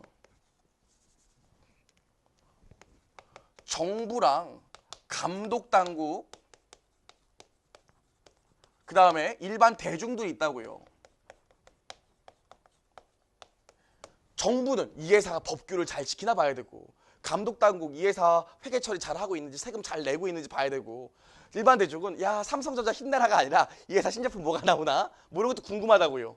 어렵지 않죠. 지금 제가 표시한 얘를 뭐라고 그래? 정보 이용자라고 한다고요. 그럼 회계는 뭐야? 이 사람들한테 필요한 정보를 제공하는 걸 회계로 해요. 회계라고 한다고. 그럼 정보 이용자를 보면 쟤네들이 있는데, 쟤네들을 우리가 하나의 기준으로 구분합니다. 어떤 기준으로 구분할까? 이 사람들 중에서 어떤 기준으로 구분할까? 기준이 딱 있죠. 종업원이랑 경영자는 회사 내부에 있는 사람들이라고요. 그래서 얘들은 내부 정보 이용자라고 그러고, 투자자, 기타 채권자, 대여자, 정부, 감독당국, 일반 대중은 회사 밖에 있는 애들이라고요. 내가 선생님 돈을 넣었으니까 회사랑 하나죠. 이러지 말고요. 회사 밖에 있는 애들이라고요. 그래서 정보 이용자를 어떻게 나눕니까? 외부 정보 이용자와 내부 정보 이용자로 나누죠. 그럼 외부 정보 이용자에는 현재 및 잠재적 투자자, 이제 누군지 이해할 수 있겠죠? 얘네들이 어떤 사람들인지. 대여자 및 기타 채권자, 누군지 이해할 수 있겠죠? 그 다음에 대중 및 정부, 규제기관, 그 다음에 경영자, 기타 관리자는 내부 정보 이용자가 된다고요. 어렵지 않지.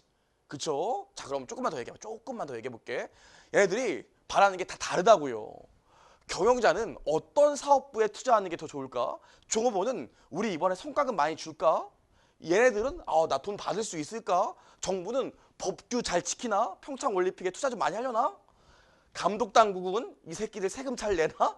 회계 분식회계 한 거 아니야? 보고 일반 대중은 뭐 휴대폰 언제 나오지? 이런 생각한다고요. 서로들 원하는 정보들이 다 달라. 그럼 우리 회계라는 게 정보 이용자한테 필요한 정보를 제공하는 건데 서로 원하는 게 다 다르다고. 그럼 삼성전자에 이렇게 많은 정보 이용자들이 있을 건데, 만약에 삼성전자라면 그 사람들이 원하는 정보를 삼성전자가 매 기말 제공해. 그럼 그 제공하는 회계 정보 양이 어떻겠어요? 너무너무 많겠지. 너무너무 많겠다고. 그래서 어떻게, 야, 다 필요 없고 너무 많으니까 나는 이 중에 몇 명만 만족하게 정보를 제공할게. 그럼 아마 나머지도 오케이 할 거야. 그런 사람들이 어디 있어요? 여기서 내가 색깔을 다르게 했는데 어디 있어요? 여기서 흰색이에요 이러면 진짜 미치는 거죠. 그렇죠? 이렇게 많은 정보 이용자들이 있는데 회사에서 이렇게 얘기해요. 경영자가, 야, 너무 많아. 내가 이 중에 요 사람들만 대상으로 해서 저 회계 정보를 제공할게 얘기한다고요. 왜 그렇게 할까? 왜? 그럼 딴 사람들이 오케이 해. 오케이 한다고. 왜? 얘네만 이 회사에 돈을 넣었잖아요. 내 돈이 들어가 있다고. 지금 제가 만약에 여기 이그잼 경영에 투자했어. 지금 에어컨이 너무 더워. 지금 난방기 세서 너무 더워. 지금 신이 얘기하려고 그래. 에어컨 투자했다고. 이거 투자했다고요. 그럼 제가 가서 얘기해. 이거 좀 꺼주세요. 그러면은 뭐라 그러겠어요? 만약 여러분이 가서 저기 관리실 올라갔고 너무 더워요. 난방기 꺼주세요. 그럼 뭐라 그랬어요? 네가 뭔데 이런다고요. 근데 제가 올라가서 꺼주세요. 그럼 네가 뭔데 그럼 뭐라 그래? 돈 투자했어요. 임대료 내가 낸다고요. 그런다고요. 이해할 수 있겠죠. 실제로 요 사람들이 만족하면 다른 사람들은 만족한다고. 그래서 요 사람들한테 제공하는 정보를 뭐라 그래?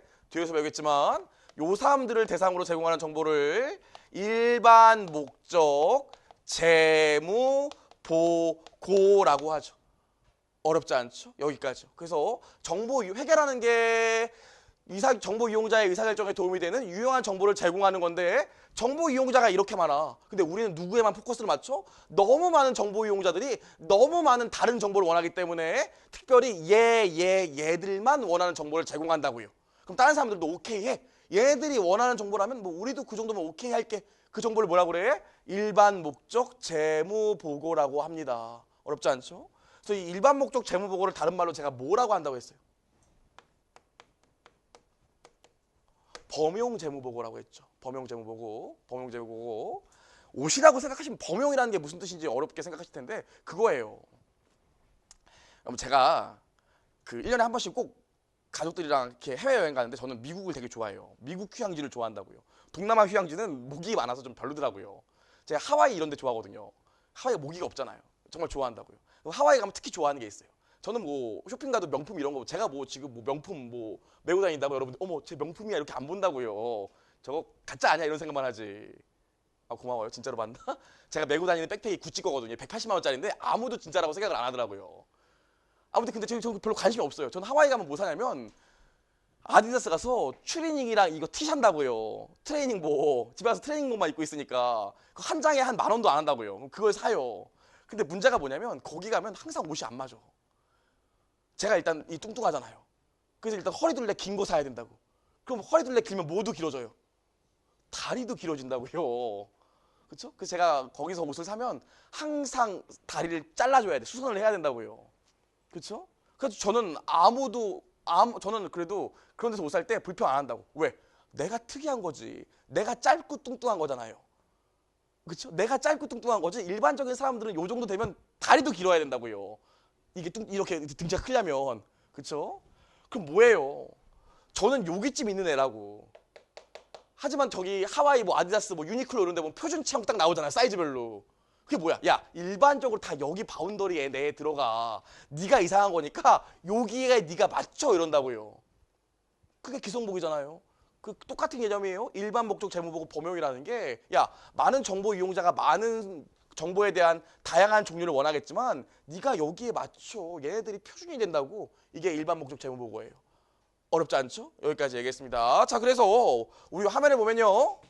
현재 및 잠재적 투자자, 대여자 및 기타 채권자 얘네만 일반 목적 재무보고의 주요 정보 이용자로 봐요. 아셔야 돼. 여기까지 얘기했습니다. 그래서 우리 셀프 스터디 보면 뭐라고 나와 있나요? 셀프 스터디 1번에 요건 시험에 잘 나왔는데 셀프 스터디 보면요.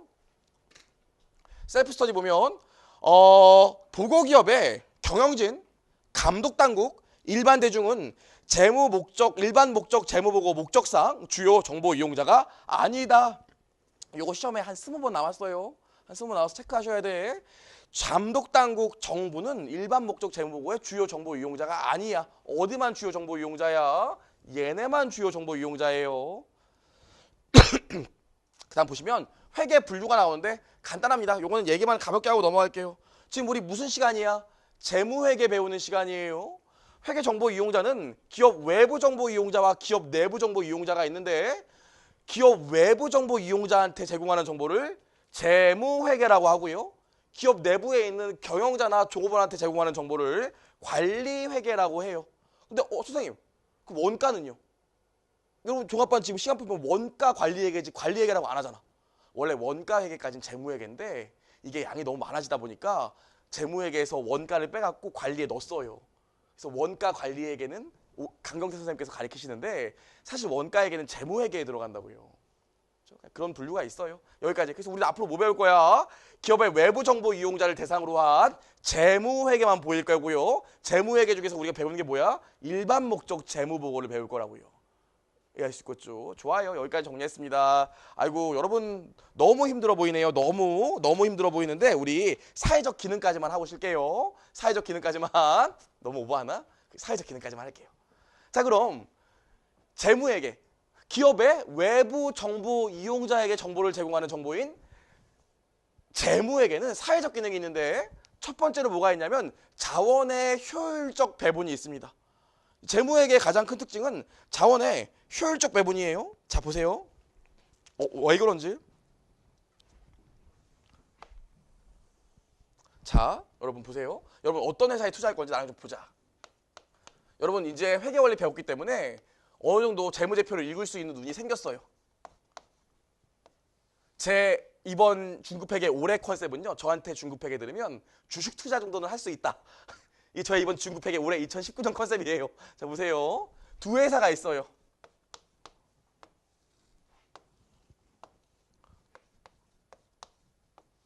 자, 좀 특수한 회사인데 이 회사는 감가상각비가 아주 많아요. 지금 매출이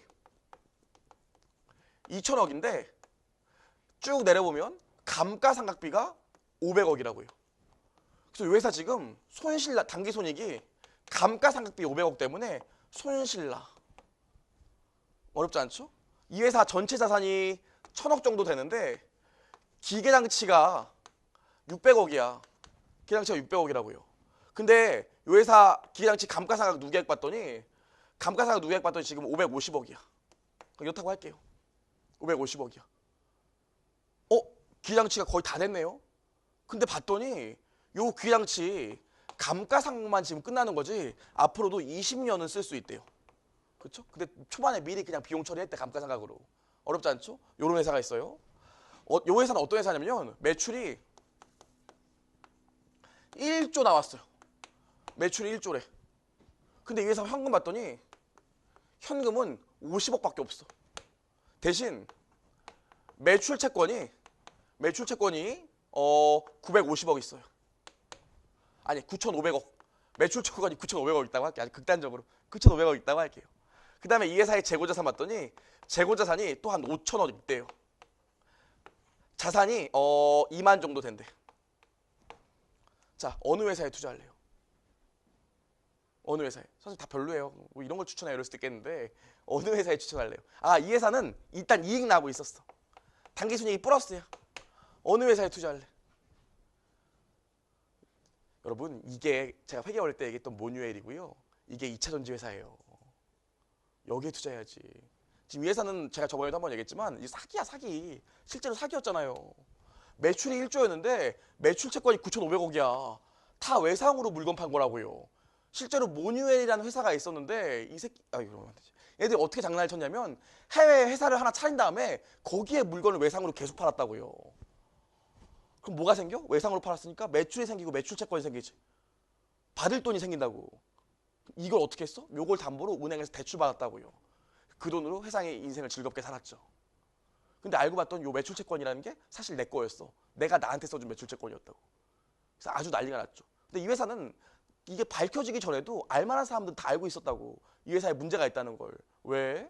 매출이 1조인데 매출 채권이 9,500억이야. 실제 갖고 있는 현금이 550억밖에 안 돼. 매출이 1조인데 어떻게 현금을 50억밖에 안 갖고 있어. 보통 자산의 10% 정도 현금을 갖고 있거든요. 기업들은. 자산의 10% 정도? 말이 안 돼. 더 큰 문제는 뭔지 알아? 재고자산이 과대. 매출이 1조나 되는 회사인데 매출 채권 엄청 많아. 재고자산이 5천억이래. 안 팔리고 있다는 거거든요. 사실. 어렵지 않죠. 실제로 이 회사 재무제표, 현금 흐름표 재무제표를 보면 현금 흐름이 마이너스였어요. 매출이 1조 나왔는데 현금 흐름이 마이너스예요. 대규모 투자가 있는 것도 아닌데. 이 회사는 뭔가 문제가 있는 회사였다고요. 이 회사 같은 경우엔 2차 전지 회사인데 2차 전지 회사는 그 회사 자산의 80% 이상이 뭐예요? 2차 전지 만드는 기계장치라고요. 기계장치. 기계장치가 갖고 있는 자산 다였어. 근데 그 회사가 초반에 힘들 때 초반에 손실 보자는 생각으로 20년 쓸 수 있는 기계장치, 2차 전지를 만드는데 20년 동안 만들 수 있는 기계장치를 5년 동안 다 감가상각 해버린다고요. 그래서 5년 동안 계속 손실 나. 매출은 근데 꾸준히 나오고 있었다고요. 그래서 이제 다음 해쯤 되면 감가상각이 종료돼. 더 이상 기계장치를 감가상각 할 필요가 없어. 그럼 뭐가 줄어들어? 이게 아예 안 나온다고요, 이제. 그럼 바로 당기순이익이 플러스로 바뀌어요. 앞으로 몇 년 동안? 20년 동안. 그래서 실제로 이 회사 상장 지금 됐는지 모르겠는데 제가 감사한 회사인데 감사했을 때 상장 직전이라 가지고 증권회사에서 맨날 돈 들고 막 찾아왔다고요. 사장님 상장하실 거죠? 막 그랬다고요. 그럼 실제로 여러분 우리가 회계 정보를 이용하면 어디에 투자하겠어? 당연히 여기에 투자할 거라고요. 어렵지 않죠? 이게 첫 번째 재무회계 사회적 기능이에요. 자원을 효율적으로 배분해 줍니다. 어렵지 않죠? 근데 다만 여러분들이 낚이는 게 하나 있는데 여러분 이렇게만 나와 있으니까 자원을 효율적으로 배분하는구나 이런 생각만 해. 타입 이게 개념적으로 관념적으로 배분해 주는 거야? 아니면 진짜 배분이 들어가는 거야? 내가 저거 보고 진짜 투자를 한다니까요. 그쵸? 실제로 자원이 움직여. 관념적으로 움직이는 게 아니라고요. 근데 우리 오답 유형으로 뭐가 나왔냐면 시험에 기업 내부 외부 자원 모두 배분 및 개념적으로 배분이 아닌 실제 자원의 이동에 영향을 미쳐요. 근데 우리 오답 유형으로 뭐가 나왔냐면 재무회계의 사회적 기능 중에 하나인 자원의 효율적 배분은 실제 자원의 이동에는 영향을 미치지 않는다 그랬다고요. 틀린 소리예요. 어렵지 않죠? 당연한 소리죠. 그렇죠? 좋아요. 여기까지 하겠습니다. 두 번째로 나오는 게 수탁 책임의 보고입니다. 수탁 책임의 보고. 여러분 지워졌네. 이렇게 회사가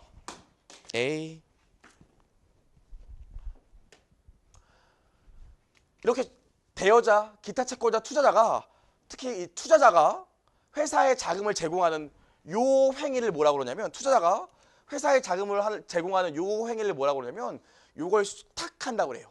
자금을 수탁한다고 그런다고. 그럼 회사의 경영자는 이렇게 투자자로부터 자금을 수탁하면 뭘 해줘야 될 의무가 있을까? 보고를 해줘야 된다고요. 야, 네가 돈 받은 걸, 너한테 돈 받은 걸로 우리 열심히 영업해서 돈 불리고 있다. 너 원금 걱정하지 마. 이자 걱정하지 마. 너 주가 걱정하지 마. 너 배당 걱정하지 마. 얘기를 해줘야 된다고요. 그걸 뭐라고 그래? 경영자의 수탁 책임 보고라고 해요. 자금을 제공받은 거에 대해서 보고할 책임이 있다고요. 어렵지 않죠? 근데 수탁 책임 보고도 어떤 걸 이용해서 해? 어떤 걸 이용해서? 당연히 재무회계를 이용해서 보고한다고요. 재무회계 우리 BS, IS 보여주면서 투자자한테 보고한다고요. 어렵지 않죠? 그래서 수탁 책임의 보고에 대해서 아시면 되는데 이건 뭐 당연한 소리니까 아실 수 있는데 얘는 실제로 시험에 나오는 게 얘가 시험에 나와요. 정보의 비대칭이 왜 경영자가 재무회계 혜택에서 수탁 책임의 보고를 하는 게 재무회계 사회적 기능 두 번째일까요? 왜? 실제로 정보의 비대칭성이 발생하기 때문에 그래요. 정보의 비대칭성이. 자, 정보의 비대칭성이라는 건 뭔지 간략하게만 설명할게요. 정보의 비대칭성이 뭔지 간략하게만 설명할게요.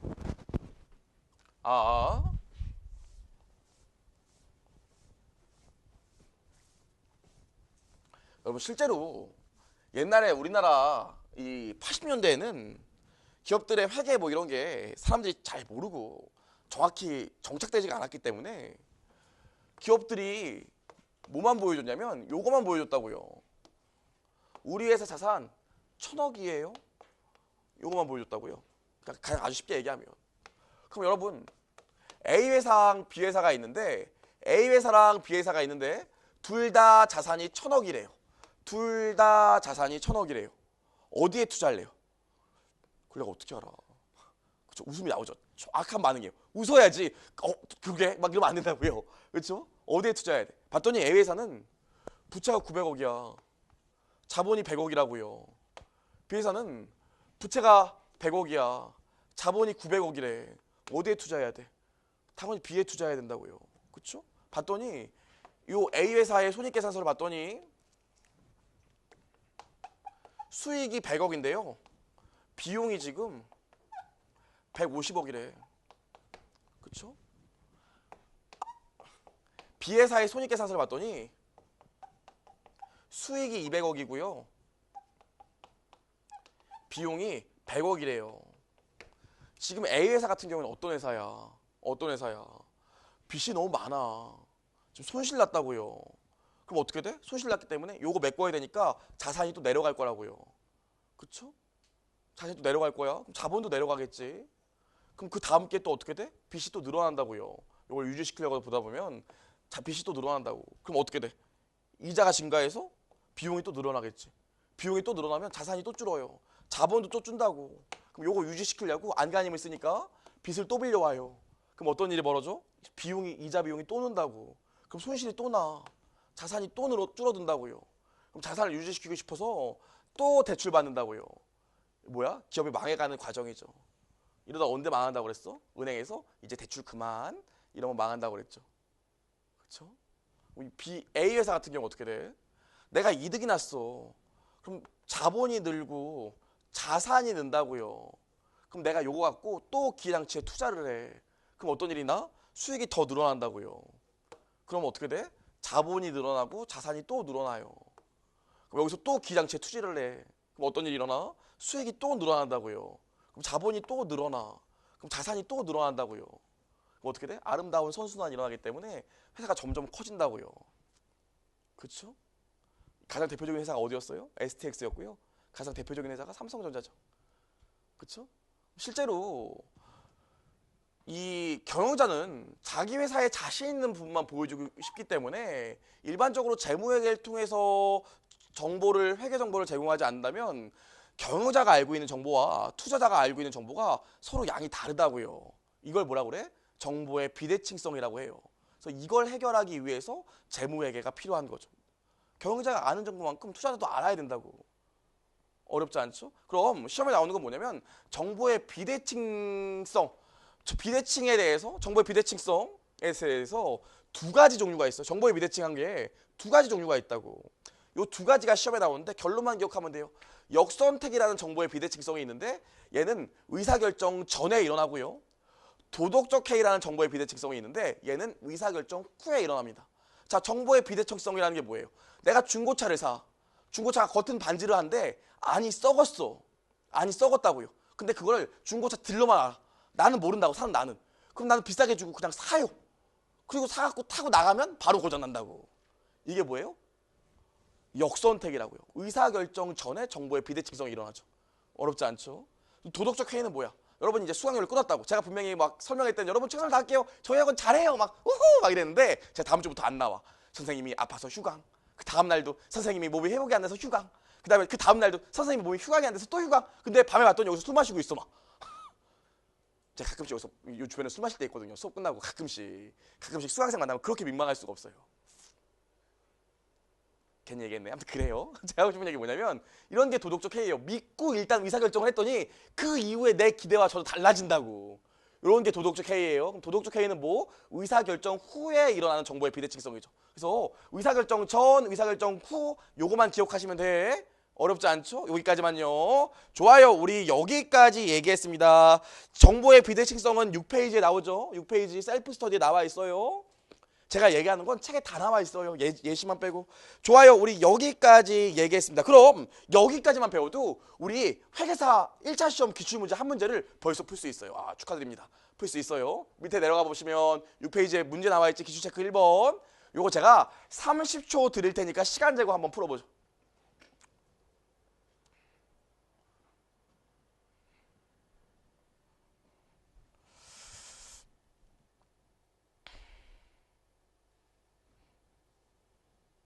(30초) 드릴 테니까 시간 재고 풀어봅시다.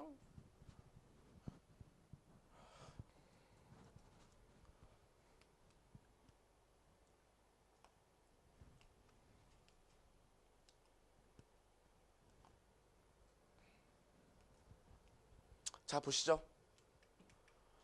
회계사 기출 문제였는데 회계 정보의 기능에 대한 설명으로 타당하지 않은 것은 1번 회계 정보는 자본시장에서 비대칭으로 인해 존재하는 역선택의 문제를 완화하여 자본이 투자자로부터 기업에게 원활히 공급될 수 있도록 도움을 준다. 맞는 소리죠? 여기서 자본을 재무상태표의 자본이라고 생각하지 말고 자금이라고 생각하시면 될 것 같아요. 그렇죠? 두 번째, 회계 정보는 경제적 실적 간의 자원의 이동에 관한 의사결정에는 직접적인 경제적 영향을 미치지 못하지만 경제적 실적 간의 자원의 이동에 관한 의사결정에 도움을 준다. 이거 맞아요, 틀려요? 이거 틀렸다고요. 경제적 의사결정에 관한 직접적인 경제적 영향을 미치죠. 그렇죠? 우리 실제로 재무회계 기업의 재무제표 보고 투자한다고요. 그렇죠? 그래서 실제로 경제적 영향을 미칩니다. 2번이 답이었고요. 3번 볼게요. 회계 정보는 자본시장에서 발생하는 대리 내 기회주기적인 도덕적 해이라는 문제를 해결하는 데 도움을 준다. 맞고요. 4번 회계 정보는 자본주의의 시장경제 체제에서 희소한 경제적 자원이 자본시장을 통해 효율적으로 배분되도록 하는데 도움을 준다. 아까 봤죠? 마지막 5번 회계 정보는 정보가 효율적이고 적절한 자원 배분을 위한 정책을 수립하는데 도움을 줍니다. 당연한 소리잖아요. 그렇죠? 그래서 우리 여기 한 문제 여기까지 해서 한 문제 풀어봤고요. 잠깐만 쉬었다가 일반적으로 인정된 회계 원칙 해보겠습니다.